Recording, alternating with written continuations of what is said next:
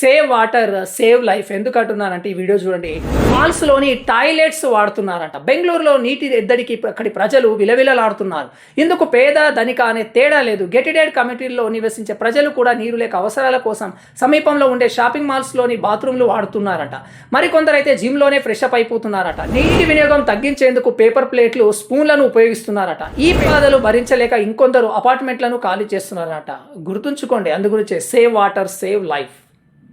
Stylish లుక్లో Mahesh Babu. Super star Mahesh Babu ప్రస్తుతం Rajamouli cinema కోసం రెడీ అవుతున్నారు. వీరిద్దరి కాంబోలో రాబోయే సినిమా కోసం ఫ్యాన్స్ ఎంతో ఆసక్తిగా ఎదురు చూస్తున్నారు. ఇదిలా ఉంటే తాజాగా సూపర్ స్టార్ కొత్త లుక్ ఫోటోలను భార్య నమ్రత ఇన్స్టాలో పోస్ట్ చేశారు.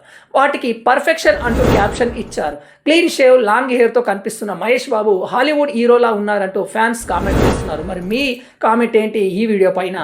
వేసవి కాలం కాబట్టి ప్రతి ఒక్కరూ ఇలా చేయండి. వేసవి మొదలవక ముందే పగటి ఉష్ణోగ్రతలు భారీగా పెరిగాయి. ప్రజలంతా ఇబ్బందులు పడుతున్నారు. మనుషులకే ఇలా ఉంటే మూగాజువాల పరిస్థితి ఏంటి? దాహం తీర్చుకునేందుకు నీరు లేక, ఉండేందుకు నీడ లేక పక్షులు, జంతువులు అల్లాడుతుంటాయి.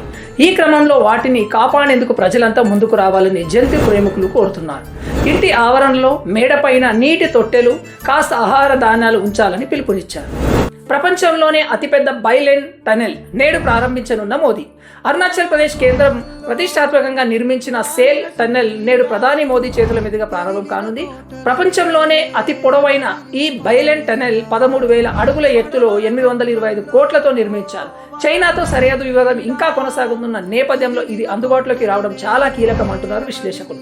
దీని ద్వారా మరింత వేగంగా సైనిక బలగాలు రాకపోకలు సాగించవచ్చని విశ్లేషకులు పేర్కొంటున్నారు. వీడియో కనుక నచ్చినట్లయితే ఒక్క లైక్ వేసుకోండి. మీ friends and family members share చేయడం మాత్రం మర్చిపోతుంది. Thank you.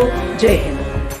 రేవంత్ రెడ్డి ఒక గుడ్డి గుర్రం, MLC Kavitha. Telangana CM Revanth Reddy race గుర్రం కాదని ఆయన ఒక గుడ్డి గుర్రం అంటూ బీఆర్ఎస్ ఎమ్మెల్సీ కవిత ఫైర్ అయ్యారు. గుడ్డి గుర్రం లెక్క అనిపిస్తున్నాడు. ఎందుకంటే ఏం పని చేస్తుండో, ఎందుకు మాట్లాడుతుండో, తొందరపడి ఎందుకు పనిచేస్తున్నా అర్థమైతలేదు. జీవో నెంబర్ 3 రద్దు కోరుతూ శుక్రవారం హైదరాబాద్ ఇందిరా పార్క్ వద్ద నిర్వహించిన నిరసన దీక్ష ముగింపు సందర్భంగా ఆమె మాట్లాడారు. జీవో నెంబర్ 3ని తక్షణమే రద్దు చేయాలని, కోర్టు పేరు చెప్పి అడవిడ్డల గొంతు కోయవద్దని కోరారు. రోస్టర్ పద్ధతి ద్వారా ఎస్సీ ఎస్టీ మహిళలకు అన్యాయం జరుగుతుందని కవిత అన్నారు.